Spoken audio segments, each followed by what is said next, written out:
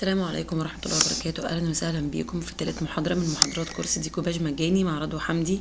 النهاردة هنشتغل على المعدن، ونفس الطريقة اللي احنا هنتبعها في الشغل على المعدن هنشتغل بيها على أي نوع من أنواع البلاستيك. هنا أنا عندي سطح معدني، هبدأ إن أنا أستخدم الصنفرة الوسط اللي هي قلنا 150 من 150 ل 200، يعني ممكن 150 أو ممكن صنفرة 200. دي صنفرة وسط.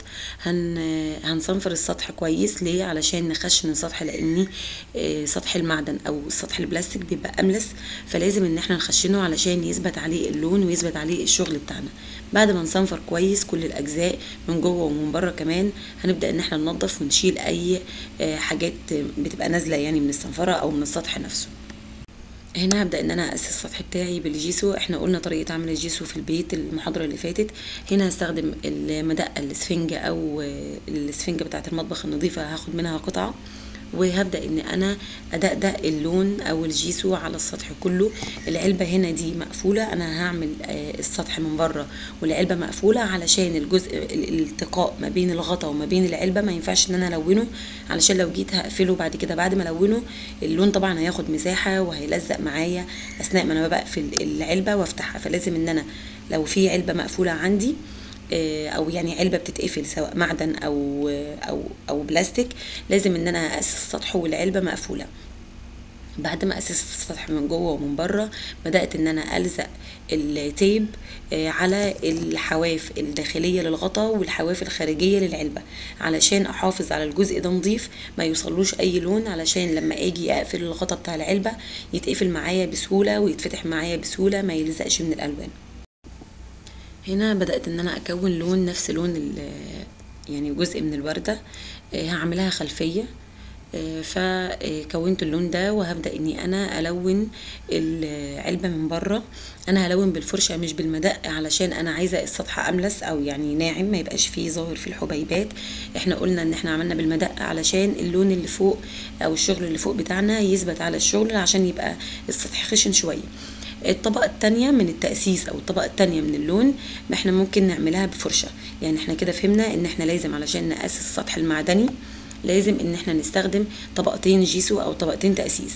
استخدمت انا اول طبقة هتبقى جيسو اللي انا عملتها معاكم، والطبقة التانية استخدمت لون بدل ما اهدر يعني جيسو على الفاضي، فخلاص قلت تاني مرة هعمل لون مش هستخدم الجيسو.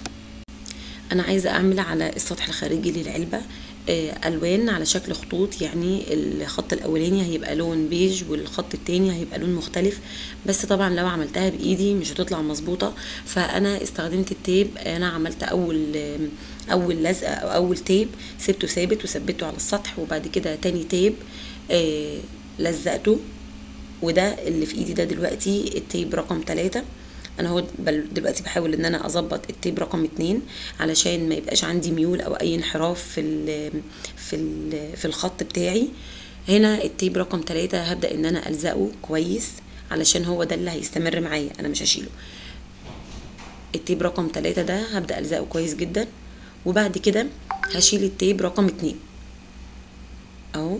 هشيل التيب رقم 2 وبعد كده هلزقه جنب التيب رقم 3،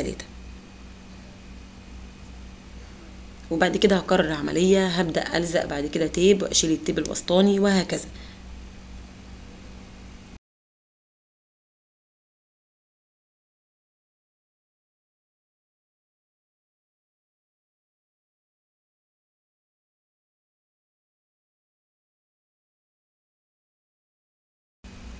هنا أنا أخدت لون من درجات الوردة، اللون الغامق ده، وهبدأ ان انا الون الفراغات اللي احنا عملناها بالتيب.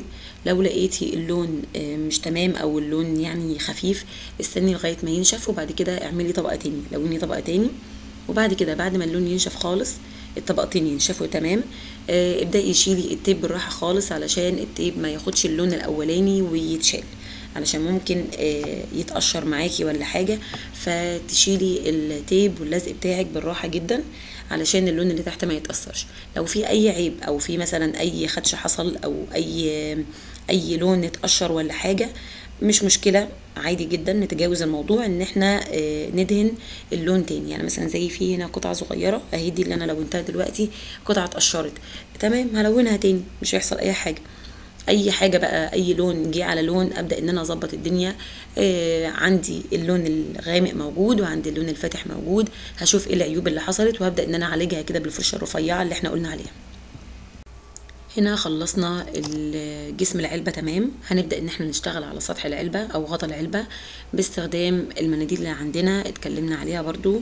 هبدأ اني انا استخدم ازاي الورق المنديل اللي مثلا فيه وردة، هبدأ ان انا اقطع بايدي حوالين الوردة، او طريقة تاني اني اجيب مية وفيها الفرشة الرفيعة اللي احنا قلنا سنها رفيع، وهبدأ اني انا امشي بالفرشة المبلولة مية حوالين الرسمة اللي انا عايزة هقطعها.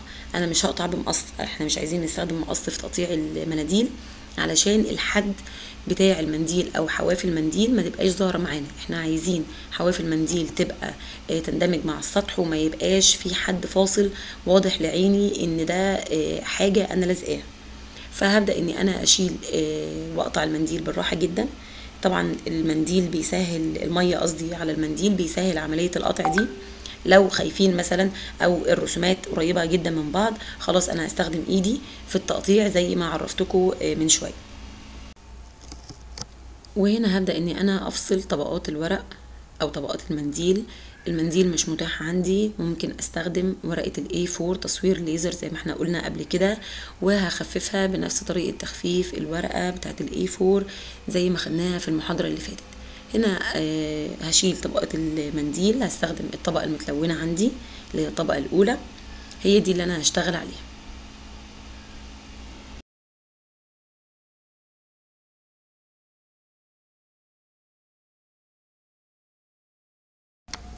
الجزء ده انا مش هسرعه، هخليه كده بتصويره العادي.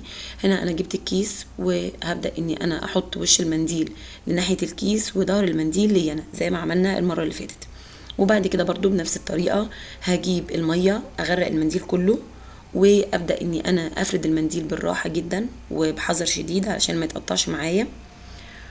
ونفس الطريقة اللي احنا عملناها المرة اللي فاتت او المحاضرة اللي فاتت هنعملها برضو في الطريقة دي.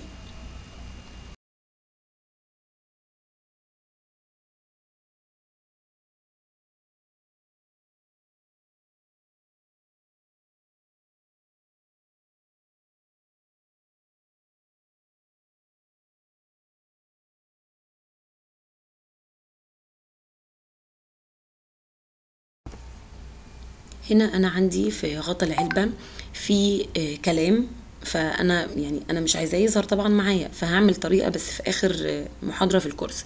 هنا في زي خطوط كده كأنه برواز، دي انا هسيبها، فهحط المنديل جوه البرواز ده، وهستخدم البرواز ده بان هو يبروز لي المنديل او يبروز لي الوردة اللي انا هستخدمها. طيب انت هتعملي ايه في الكلام البارز دوت اللي في العلبة؟ باذن الله في اخر محاضره هقول لكم انا هعمل ايه. بس لو انت عندك العلبه ملساء ما فيهاش اي مثلا اخطاء او ما فيهاش اي كلام بارز، فانت لازم تعملي طبقتين جيسو، ما تستخدميش الديكوباج او ما تستخدميش المنديل على العلبه لو انت عامله طبقه واحده بس جيسو، لان هتصدي ويظهر معايا الصدى. هوريه لكم دلوقتي. الصدى هيظهر معايا على المنديل او على الديكوباج. فانت لو هتستخدمي الديكوباج على السطح بتاعك تمام، يعني خلاص هو ده اللي انا هستخدمه، الديكوباج على المنديل وبعد كده هلون حواليه وتمام، لا فانت لازم تعملي طبقتين جيسو، تستني اول طبقه تدهنيها تنشف وبعد كده تعملي الطبقه التانية علشان المعدن هيصدي. لان اصلا تاسيس المعدن مش بنأسسه اصلا بجيسو، بيستخدم حاجه اسمها برايمر خاص بالمعادن. احنا بنحاول ان احنا نشوف البدايل، فالبديل اللي معانا هو جيسو، فانت لازم تستخدمي طبقتين علشان المعدن بتاعك ما يصديش. نرجع هنا للزق المنديل بتاعنا او ورقه الديكوباج بتاعتنا. دهنا الاول الغرة بتاعنا وبعد كده حطينا ورقه الديكوباج، وهنا بايدي بالراحه خالص بنيم الورقه وبثبتها كده مكانها، وبعد كده هجيب منديل قطعه منديل وهبدأ من المنتصف للخارج. هنا انا استخدمت منديل مش استخدمت كارت لاني السطح بتاعي مش مستوي، مش مستقيم. فلو استخدمت الكارت زي ما احنا عملنا قبل كده المرة اللي فاتت في الكوستر او في الطائر الديكوباج على الخشب، استخدمنا الكارت لان كان السطح مستوي، لكن هنا السطح مش مستوي، فانا استخدمت منديل علشان ادخل المنديل عندي، يعني منديل جاف. المنديل اللي انا كنت بستخدمه على الكيس كان منديل جاف، علشان اخلي ورقة الديكوباج عندي تدخل في كل مكان غائر لجوه. وبعد كده بدأت اني انا استخدم برضو الغيرة تاني وبالراحة جدا من المنتصف للخارج.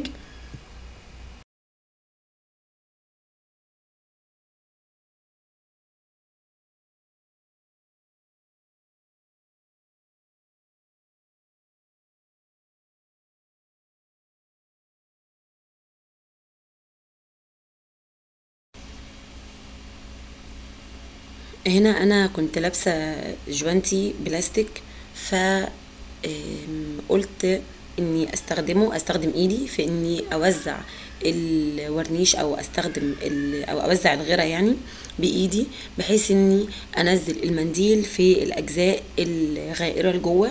يعني الجوانتي اللي في ايدي بلاستيك، يعني كاني بستخدم البلاستيك العادي. تمام. يعني مش هيأثر على الورقة في حاجة ولا هيقطعها يعني بإذن الله، طالما أنا بإيدي خفيفة خالص. هي دي مشكلة الأجزاء اللي بتبقى غائرة وبارزة في الديكوباج، بتبقى محتاجة كده يعني حسن تصرف، مش محتاجة ان احنا نبقى يعني عناف مع الشغل بتاعنا. هنا انا خلاص تمام، الورقة لزقت، وهبدأ بقى اني اعمل الوان حواليها برضو بطريقة الدمج. لو مش عايزين بطريقة الدمج هيبقى في طريقة دلوقتي هعرفها لكم، لو انتم مش عايزين تستخدموا الدمج وعايزين برضو تخلوا السطح متلون، مش ان هو يكون ابيض بس بلون التأسيس. بسفنجة المطبخ العادية نظيفة طبعا، هاخد جزء منها وهبدأ اني ادمج اللون الغامق مع اللون الفاتح، الالوان اللي احنا استخدمناها على جسم العلبة. هدخل الاتنين في بعض، بدأت باللون الغامق من بره، وهخلي اللون الفاتح يبقى كأنه أرضية أو خلفية للوردة. هنا هطبطب شوية باللون الغامق، وبعد كده بسفنجة تاني نظيفة فيها اللون الفاتح. هنا جبت كيس خارجي أخفف حدة اللون شوية علشان ما يبقاش عندي تكتلات على السطح. وهبدأ بعد كده إني أستخدم اللون الفاتح هدخله على الغامق، وبالسفنجة بتاعة اللون الغامق هدخل اللون الغامق على اللون الفاتح، بحيث ان الخط الفاصل ما بين الغامق والفاتح يبقى مموه، ما يبقاش عندي خط كده واضح صريح ان ده غامق غامق وده فاتح فاتح. فبالسفنجة هدمج الاتنين على بعض بالطريقة اللي انتوا هتشوفوها دلوقتي.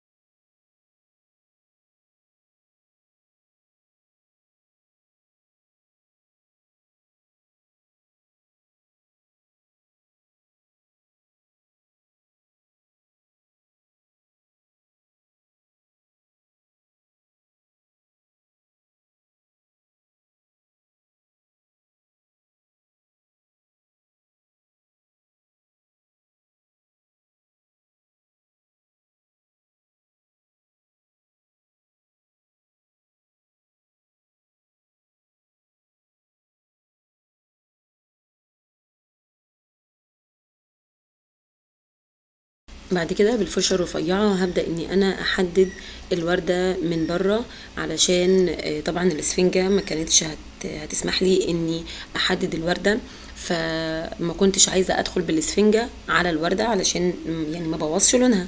فخلاص استخدمت الاسفنجة بعيد عن الوردة شوية، وبنفس لون الخلفية هبدأ اني انا احدد الوردة، بحيث ان ما يبقاش عندي لون ابيض باين كده من سطح التأسيس.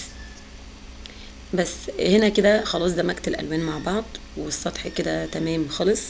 طيب هنا بقى هبين لكم الصدى اللي انا كنت بقول لكم عليه، لاني استخدمت طبقة تأسيس واحدة بس بالجيسو، لاني اعتمدت اني هلون السطح زي كده، فيعتبر خلاص الصدى مش هيبان معايا لان دي تاني طبقة من التلوين. طيب لكن انا استخدمت المنديل على طبقة واحدة بس جيسو، فهنا ظهر معايا الصدى، اجزاء من الصدى هنا. طيب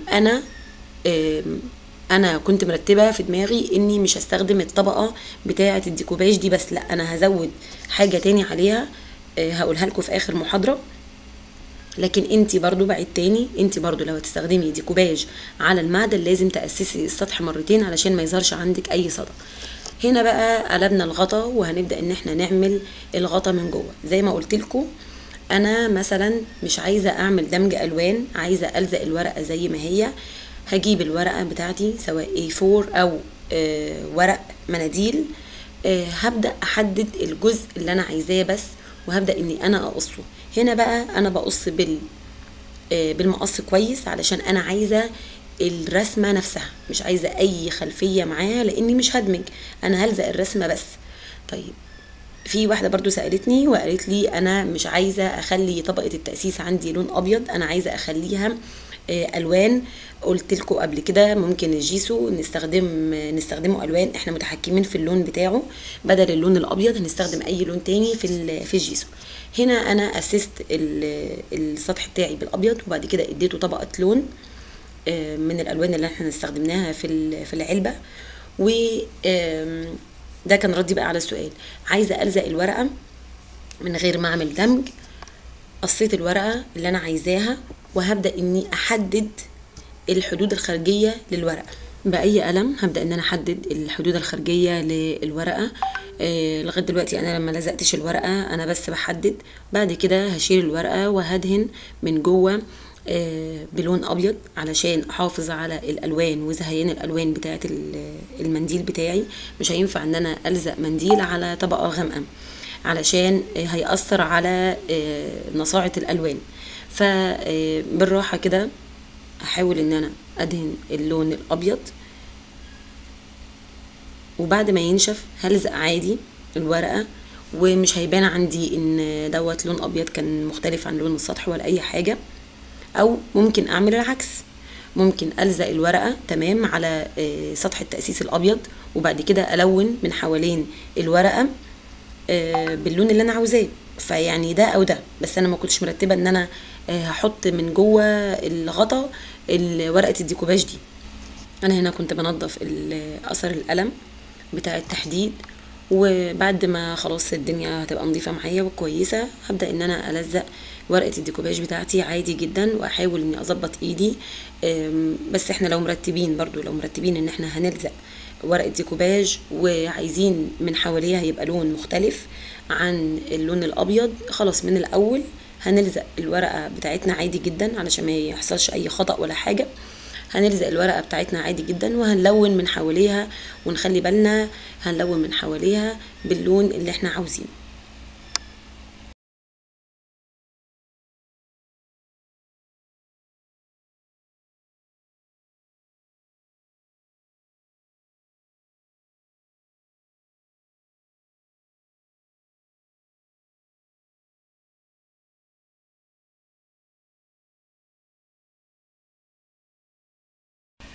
هنا خلاص انا خلصت شغل الديكوباج والتلوين وكله، فهشيل بقى التيب بتاعي بالراحة جدا، وهبدأ ان انا افنش الشغل على نظافة. بقى الالوان الزايدة اللي دخلت جوه حافة الغطا دوت انا هشيلها وهنضفها، ولو في اي تقشير حصل في الالوان هبدأ ان انا اعالج التقشير ده باني الون تاني.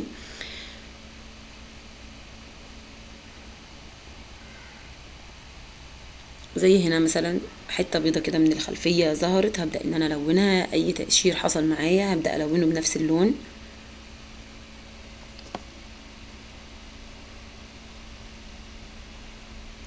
بعد كده الخطوه الاخيره بقى هبدا باي لون ذهبي عندي مش موجود، مش مشكله، مش حاجه اساسيه يعني، بس دي اضافه. باي لون ذهبي هبدا اني انا هعمل على اطراف الغطا، وكذلك برضو على العلبة نفسها، وكمان على البروز اللي قلت لكم عليه اللي هو عامل زي البرواز اللي بروزت بيه ورقة الديكوباج بتاعتي. لو مش موجود ممكن نستخدم اي لون تاني، يعني مش لازم ذهبي، بس انا متاح عندي ذهبي تمام خلاص شغاله بيه. مش موجود خلاص مش لازم، يعني مش ما نوقفش نفسنا يعني.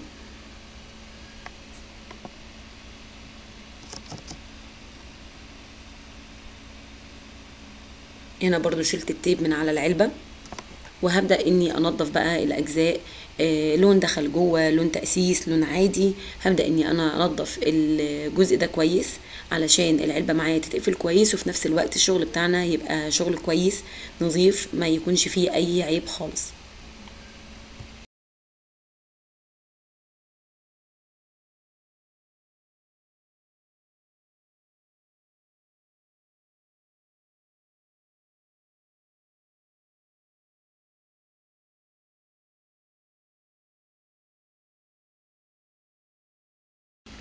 لو انت البرواز من الداخل باللون الذهبي، ما عنديش لون ذهبي، ممكن استخدم اللون الفاتح، ده في حال ان في برواز اصلا. يعني انا البرواز ده موجود عندي في العلبه، مش كل العلب هيبقى فيها برواز، بس انا استغليته وقلت تمام هستخدمه وهستخدمه لصالحي، يعني مش هداريه.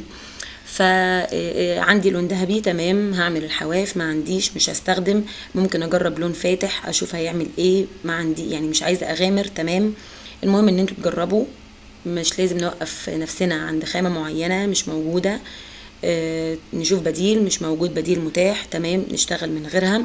المهم ان انا بوريكم التكنيك اللي ممكن يخلي الشغل مختلف او يخدم الشغل. في البداية مش لازم تجيبي يعني لون ذهبي، عادي. هنا برضو استخدمت الذهبي على الحواف، حتى العلبة من الحواف اللي من فوق والحواف اللي من تحت.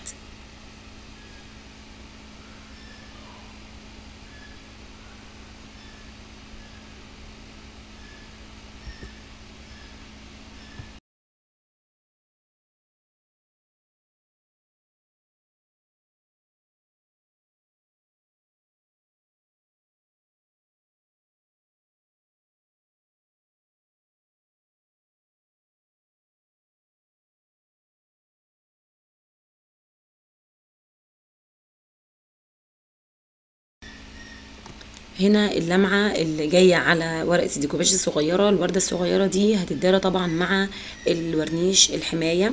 اتفقنا ان كل شغلنا بعد ما ينشف تمام وفنشناه وظبطناه وشلنا العيوب اللي فيه وظبطنا الدنيا فيه، هنبدأ ان احنا بعد ما ينشف خالص ياخد يوم كده كامل تمام الجفاف، علشان يعني ما يبقاش فيه اي حاجة لسه ما نشفتش وتأثر على الشغل بتاعنا وجودة الشغل بتاعنا.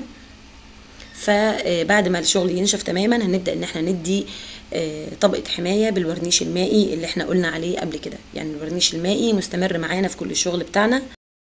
وهنا دي تطبيقات للديكوباج على المعدن وكمان على البلاستيك، نفس الطريقة على البلاستيك هنستخدمها على المعدن. اهم شيء الصنفرة واهم شيء التأسيس، وطبعا الحماية بعد انتهاء الشغل كله الحماية. يا رب يكون الدرس النهاردة او المحاضرة النهاردة تكون خفيفة واضافت ليكم حاجات جديدة. بإذن الله المحاضرة الجاية هتكون يوم الثلاثاء. هناخد ديكوباج على الزجاج. مش مطلوب حاجة جديدة، لو حد بس عنده زجاج او طبق زجاج يكون شفاف علشان نتعلم طريقة الشغل على الزجاج الشفاف. مش موجود مش مشكلة، اتفرجوا على الفيديو وشوفوا ايه الخامة المتاحة عندكم او الزجاج المتاح عندكم. متاح زجاج شفاف هنعرف نتعامل معاه، مش متاح زجاج شفاف هنعرف برضو ان احنا نتعامل معاه. بإذن الله المرة الجاية هتكون يوم الثلاثاء الساعة 6 توقيت مصر، 7 بتوقيت السعودية بإذن الله. والسلام عليكم ورحمة الله وبركاته.